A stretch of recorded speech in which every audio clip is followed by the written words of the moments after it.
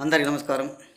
రాష్ట్ర ప్రజలకి, శ్రేయోభిలాషులు ప్రతి ఒక్కళ్ళకి గుడివాడ ఎమ్మెల్యే కొడాలి నాని ఓడిపోయిన ఎమ్మెల్యే, ప్రతిపక్షం లేని పార్టీ.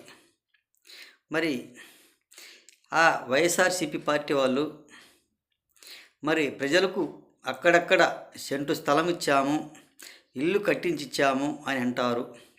ఆ ఇంట్లో ఎవరైనా కాపురాలు పెట్టి సంసారాలు చేసి నికరంగా ఉండగలిగే వాళ్ళు ఎవరైనా ఉన్నారా?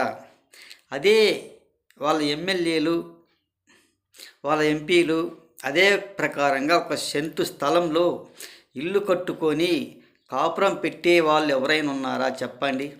ఆ సెంటు స్థలంలో ఒక బాత్రూమ్ కూడా సరిపోదు. అదే సెంటు స్థలంలో వాళ్ళు ఇల్లు అదే సైజులో కట్టుకొని ఉండొచ్చా ఒకసారి చెప్పండి.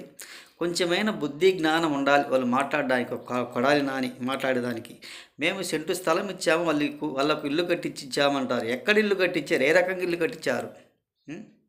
ఎక్కడో శవాల గడ్డన కొండలలో గోపురాలలో ఒక పనికిమాల స్థలాలు చూపించేసి ఇటువంటి స్థలాల్లో ఇల్లు కట్టించి సెంటు స్థలం ఇచ్చిన మేము ఆ సెంటు స్థలంలో ఇల్లు కట్టుకున్నారు, ఉంటున్నారు అంటారు.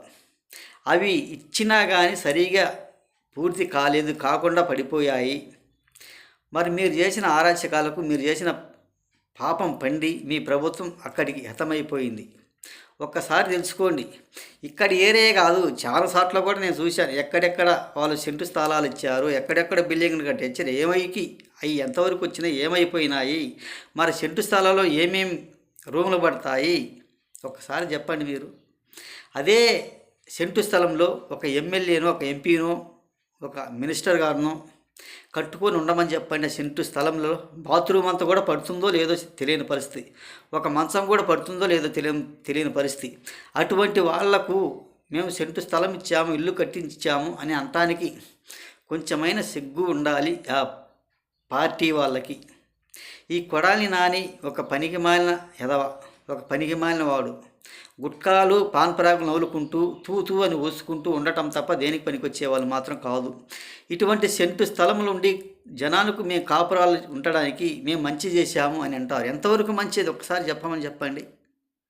ఎవరు కూడా సహించడానికి ఆస్కారం లేదు. అదేవిధంగా కొడాలి నాని ఒకప్పుడు సవాల్ విసిరారు. నారా చంద్రబాబు నాయుడు గారు ఆయన ఓడిపోతే బూట్లు తొడుస్తాను అని సవాల్ విసిరారు. మరి ఆ మాట ఎలా నిలబెట్టుకుంటాడో ఒక్కసారి చెప్పండి. మరి ఆ మాట నిలబెట్టుకోవడానికి కనీసం బూట్లు పాలు చేయడానికన్నా ఆస్కారం ఉంటుందా లేదా ఒక్కసారి చెప్పండి. ఆయన గెలిస్తే బూట్లు పాలిష్ చేస్తానని అంటాడు ఆ సవాల్ ప్రకారం. ఇది ఎంతవరకు సవాల్ ఒకసారి ఆలోచించుకోండి. ఊరక సవాల్ విసురుతూ మాట్లాడటం తప్ప దేనికి పనికొచ్చే వాళ్ళు మాత్రం కాదు. ఆ చేసిన వాగ్దానం ఏదో, ఆ సవాల్ ఏదో నెరవేర్చుకోవచ్చు కదా.